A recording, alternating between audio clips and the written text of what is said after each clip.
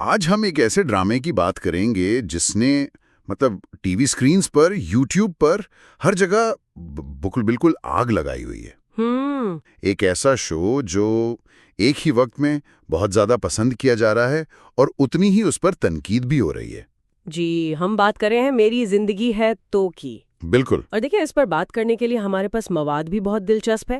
Pakistan today اور Dawn images کے articles ہیں۔ اچھا۔ یولین میگزین کا ایک بہت ہی سخت تنقیدی جائزہ بھی ہے۔ ہاں، وہ میں نے دیکھا، کافی سخت زبان استعمال کی گئی ہے۔ جی، اور ساتھ میں سیاست.com کے وہ حیران کن اعداد و شمار ہے اور یوٹیوب کے تجزیے بھی ہیں۔ تو آج ہمارا مقصد صرف یہ بتانا نہیں ہے کہ ڈرامے میں کیا ہو رہا ہے، صحیح، بلکہ یہ سمجھنا ہے کہ یہ پاکستانی معاشرے میں ایک کلچرل فینومینن کیوں بن گیا ہے۔ بالکل، آخر ایسی کیا بات ہے اس کہانی میں؟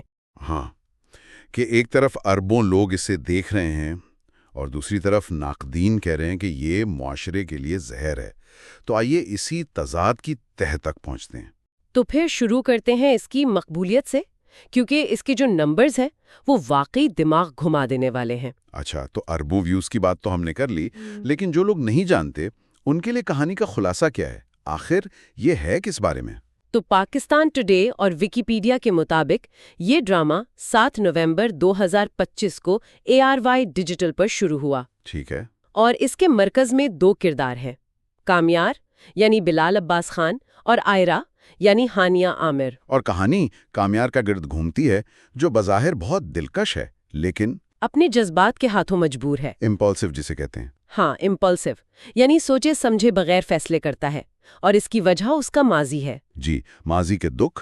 اور دوسری طرف ہے آئرہ، جو ایک ڈاکٹر ہے، بہت اصول پسند، ہمدرد۔ اور جب یہ دونوں ملتے ہیں تو محبت، دھوکہ، جنون، حسرت، سب کا ایک طوفان کھڑا ہو جاتا ہے۔ یعنی وہ کلاسک کہانی ہے کہ good girl falls for the troubled bad boy.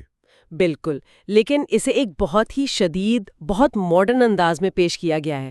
اور لگتا ہے کہ یہ فارمولا صرف کام نہیں کیا بلکہ دوڑ گیا ہے۔ سیاست.com کے جو اعداد و شمار ہیں، 1.3 ارب ویوز۔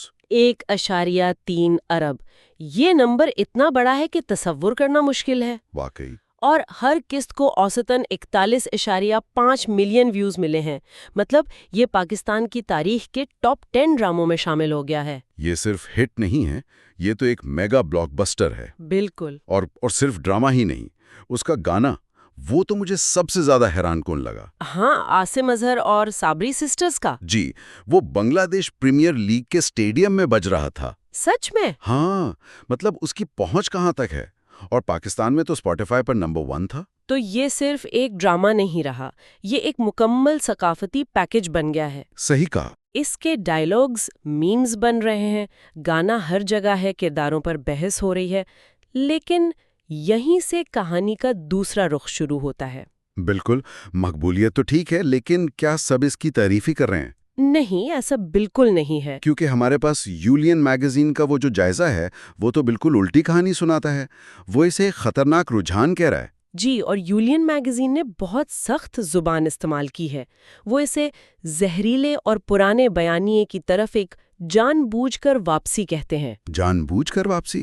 یہ تو بہت سنگین الزام ہے۔ ان کا مرکزی نقطہ یہ ہے کہ ڈرامہ محبت کے نام پر ہیرا پھیری کو گلیمرائز کرتا ہے۔ محبت کے نام پر ہیرا پھیری؟ اس کا کیا مطلب ہوا؟ مطلب یہ کہ کمیار کا کردار جو ہیرو ہے، دراصل جنونی ہے، خود غرض ہے، کنٹرول کرنے والا ہے۔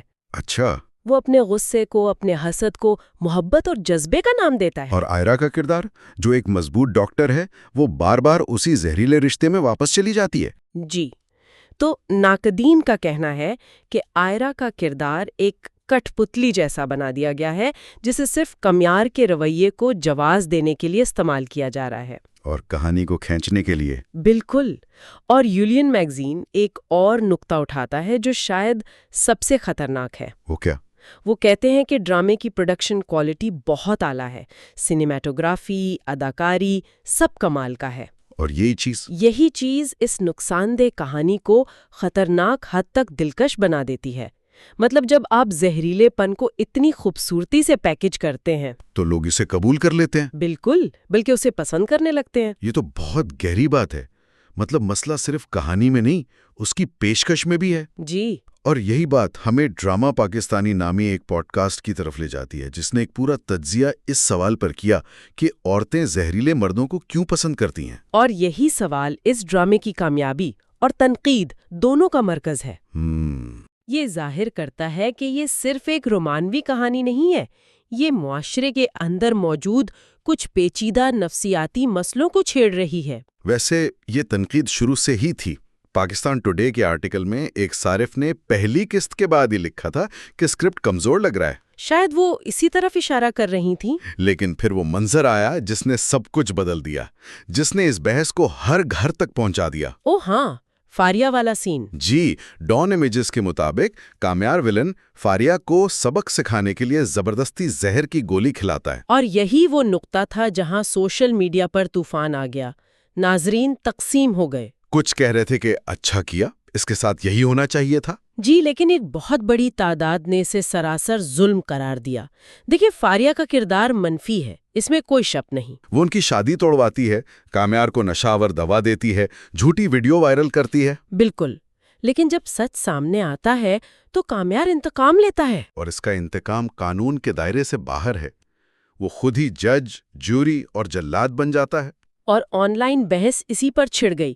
لوگوں نے کہا کہ اگر وہ ہیرو ہے تو قانون کا سہارا لے، FIR درج کروائیں۔ یہ جو اس نے کیا، یہ انصاف تو نہیں ہے، یہ تو تشدد کو معمول پر لانا ہے۔ بالکل، کیا پیغام دیا جا رہا ہے کہ اگر آپ کے ساتھ غلط ہو تو آپ قانون کو اپنے ہاتھ میں لے لیں؟ یہ سوال تو بنتا ہے۔ لیکن ڈان امیجز کا آرٹیکل ایک بہت ہی طاقتور نقطے پر ختم ہوتا ہے۔ کیا؟ وہ لکھتے ہیں کہ جب ہیروز کو ان کے ولنز جیسے تشدد کی عکاسی کے لیے لکھا جاتا ہے تو کہانی انصاف کے بارے میں نہیں رہتی، بلکہ اس بارے میں ہو جاتی ہے کہ کون عوام کی منظوری سے ظالم بن سکتا ہے۔ بالکل۔ واہ، یہ تو ہیرو اور ولن کی بیچ کی لکیر ہی مٹا دیتا ہے۔ جی، تو پھر سوال یہ ہے کہ اتنی شدید تنقید، اتنے متنازع مواد کے باوجود یہ ڈرامہ اتنا بڑا ہٹ کیسے ہوا؟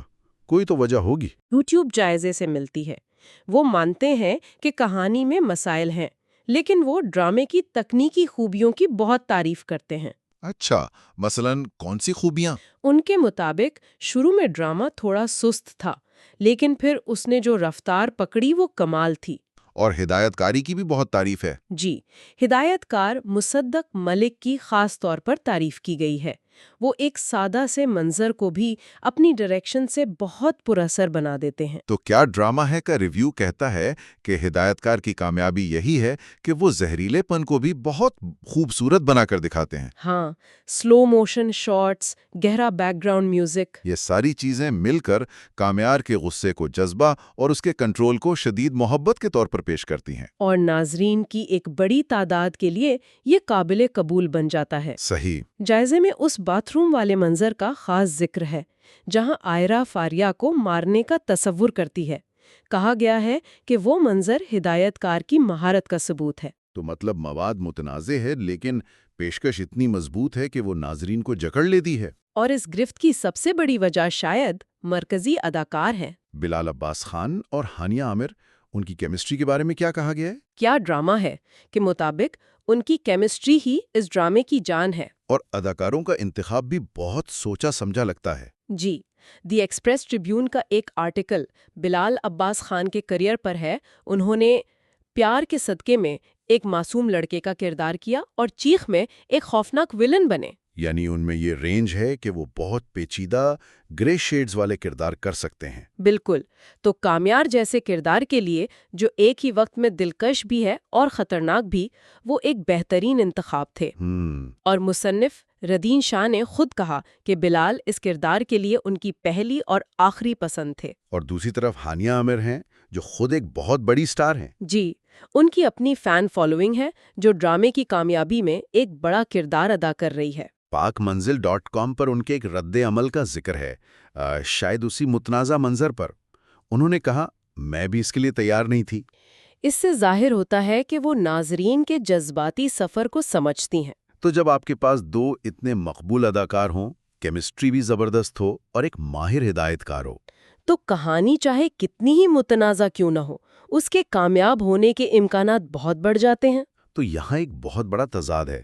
ایک طرف اربوں views, viral sound track, star cast, اور دوسری طرف ناقدین اسے معاشرے کے لیے زہر کہہ رہے ہیں، زہریلے تعلقات کو فروغ دینے، تشدد کو گلیمرائز کرنے کے الزامات ہیں۔ یہ صرف ایک ڈرامے کی کہانی نہیں رہی، یہ شاید ہماری معاشرتی نفسیات کی عکاسی ہے۔ بالکل، اور یولن میگزین اسی طرف اشارہ کرتا ہے۔ سوال یہ نہیں کہ ایسا مواد کیوں بن رہا ہے، سوال یہ ہے کہ اسے اتنی قبولیت کیوں مل رہی ہے۔ ہاں، یہ اہم سوال ہے۔ کیا یہ اس بات کی علامت ہے کہ معاشرہ اب بھی ایسے اینگری ینگ مین ہیروز کو پسند کرتا ہے، چاہے ان کا رویہ کتنا ہی نقصان دہ کیوں نہ ہو؟ یہ سوچنے والی بات ہے۔ یولن میگزین میں ایک اور بات کہی گئی ہے کہ جب ہانیہ اور بلال جیسے بااثر اداکار ایسے ڈراموں میں کام کرتے ہیں تو یہ انڈسٹری کو ایک پیغام دیتا ہے۔ اور وہ پیغام یہ ہے کہ ایسا مواد اب بھی منافع بخش ہے اور قابل قبول ہے۔ تو پھر پروڈیوسرز اور چینلز کو مزید ایسا مواد بنانے کی ترغیب ملتی ہے، یہ ایک سائیکل بن جاتا ہے۔ جی، ویسے مصنف نے کہا ہے کہ ڈرامہ جلد ختم ہونے والا ہے، وہ اسے غیر ضروری طور پر کھینچنا نہیں چاہتے تاکہ اس کا اثر برقرار رہے، لیکن سوال تو وہی ہے کہ اس کا حتمی اثر یا اس کی میراث کیا ہوگی؟ یہی سب سے بڑا سوال ہے۔ کیا اسے ایک رومانوی بلاک بسٹر کے طور پر یاد رکھا جائے گا، یا ایک متنازع کہانی کے طور پر جس نے انڈسٹری کی ذمہ داریوں پر ایک اہم بحث کو جنم دیا؟ شاید دونوں ہی حیثیتوں میں۔ تو یہ تھا میری زندگی ہے تو کا ایک گہرا جائزہ، جس میں ہم نے اس کی چکا چوند کامیابی اور اس کے تاریک پہلوؤں دونوں کو سمجھنے کی کوشش کی۔ یہ ڈرامہ ہمیں ایک دوراہے پر لا کھڑا کرتا ہے۔ یہ اس بحث کو بالکل مرکز میں لے آتا ہے کہ تجارتی کامیابی اور تنقیدی ذمہ داری میں کیا فرق ہے، اور یہ ناظرین اور انڈسٹری کے لیے یہ سوال چھوڑ جاتا ہے کہ تفریح اور اثر و وثوق کے درمیان لکیر کہاں کھینچی جانی چاہیے۔ بہت اہم نکتہ ہے۔ جب کوئی کہانی اربوں اسکرینوں تک پہنچتی ہے تو کیا اس کی ذمہ داری صرف لوگوں کو محظوظ کرنے سے زیادہ نہیں ہوتی؟ کیا تخلیق کاروں کو یہ سوچنے کی ضرورت نہیں کہ جو بیانیہ وہ پیش کر رہے ہیں اس کے معاشرے پر کیا اثرات ہو سکتے ہیں؟